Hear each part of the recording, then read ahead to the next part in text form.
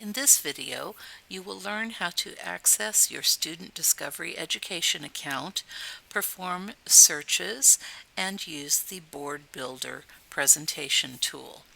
To begin with, go to www.discoveryeducation.com and use the username and password provided to you by your teacher. Once you have logged in, you will see that there are various areas within Discovery Education that we encourage you to explore. However, today we're going to focus on the Resource Center, where the Board Builder tool is located, and the Advanced Search feature. When you go into Advanced Search, you're going to be searching for videos, images, or audio files. There are many different media types contained within Discovery Education. You can click on the down arrow and see the variety available. The project I'm working on today is on the Texas Revolution, so I'm going to be looking for videos about different battles of the Revolution. So I'm going to click on Search. I can read the descriptions of the videos, and when I see one that looks as though it might be appropriate, I'll click on the full video title, and a preview of all the segments in the video will appear on my screen.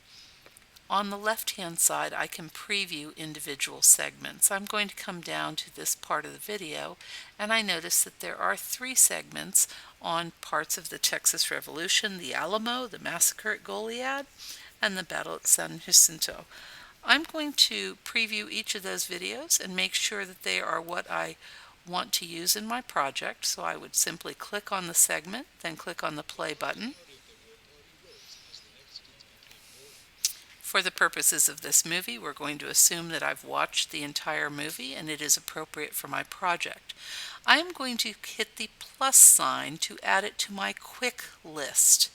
My quick list is at the bottom of my screen down here, and it is going to allow me to very quickly insert these video clips into my Board Builder project.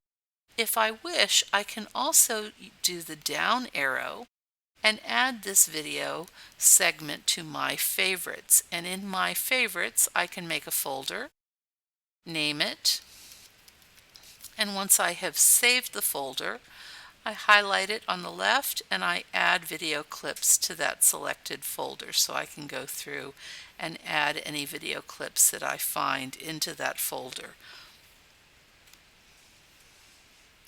Once I have prepared all of my videos and audio elements that I wish to include, any image files have all been saved to my quick list, I can click on Quick List and look to see that my materials are all here that I want to use. I'm going to be using 3 video segments and 1 image file. I can then come and close that out, return to the top of my DE, and either go into Board Builder here, or from the My DE, under the Resource Center, I have the Board Builder. Your campus may or may not subscribe to the science videos, so you may not have that portion of the screen available to you. Inside the Board Builder, you're going to choose a template, or if you'd like to build your Board Builder from scratch, you may do that by choosing a blank project. I'm going to choose the history theme. I have to give it a title. I can give it a description, or I can wait and do that at a later time.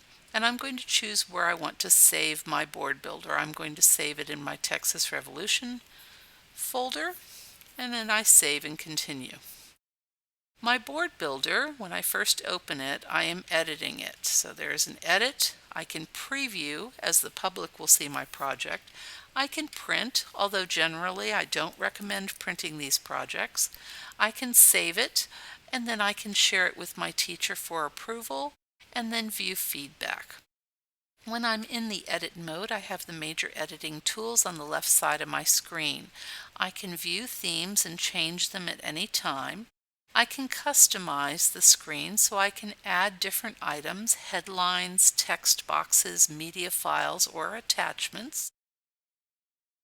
and I can change or adjust the text style, the foreground colors, and the background colors. So for example, in this project, if I didn't care for the orange, I could come into the color selection and choose, say, a dark blue color instead. Once you've customized the way you want your project to appear in the background, you can come over to the actual project board. You'll notice as you hover over each element, there's a pencil in the upper right that allows you to edit that individual element. And so you can add your text, you can customize it along the side, and then when you're done, just close that editing box. In order to add a photo, video, or audio files, I have a couple of choices. I can upload something from my computer, my iPad, my mobile device. So if I've taken video on my iPad, I can upload that file, and I would simply do the upload, add the files, and notice there is a 100 megabyte file size limit. Once I locate the file that I wanted to add on my computer, I would click Open and it would insert. There is a wide list of permitted file types that you can view at any time under this area. For today's purposes, though, I'm going to go to my quick list because I'm going to add my Massacre at Goliad video segment, and I simply drag and drop it in order to add it to the project. My teacher is requiring that I include a citation for that video for everything that I'm using. If I go back to the quick links and I click right on the title of the video, it's going to load that video for me to review again. And on the upper left-hand side, there is a Details tab.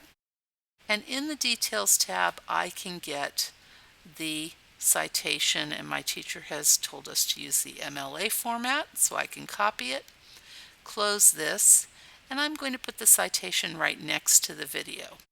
I'm going to edit this text element. I don't care for the rows, so I'm going to change the background to a different style, and then I can simply paste in my crediting and close my editing when I'm done. I can adjust the size of my text element,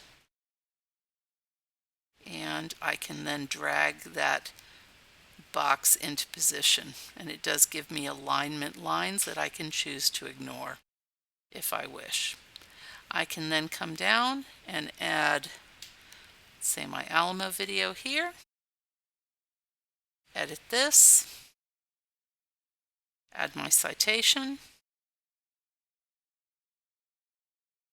change my background, and so on to complete my project. As I decide what is going to be included in my project, I can delete elements that I do not want to have. I can stretch to make my board larger, or I can shrink it down in size to make it an appropriate frame for my materials.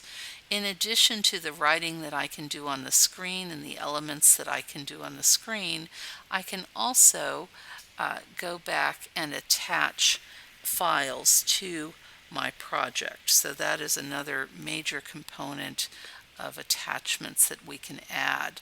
In adding items, we can add attachments, and you can add up to 5 of your own files. So if you have a paper written in regards to a board or additional materials, spreadsheets, those can all be attached. For today, we're going to assume that my project is complete and I am ready to save it and then share it to my teacher. When I click on Save, I now have the ability to enter the full description and, most importantly, keywords. Keywords are tags by which people will be searching for my project. So I'm going to include keywords such as Texas Revolution, Alamo, Goliad, and after I enter each keyword, I just hit the Enter key. I will also classify my project as a social studies project for 7th grade. And when I've done, I hit Save. I'm now ready to share the project, and when I share it, I have to submit it to my teacher. If more than one teacher has added me to a class, I'll hit the down arrow, select my teacher, and then say Share. And at that point, I'm done. Once my teacher has reviewed my project, I can come back in, and instead of submitted, it will say reviewed. I can go in and view my teacher's comments and correct my project to resubmit. Don't forget to always log out.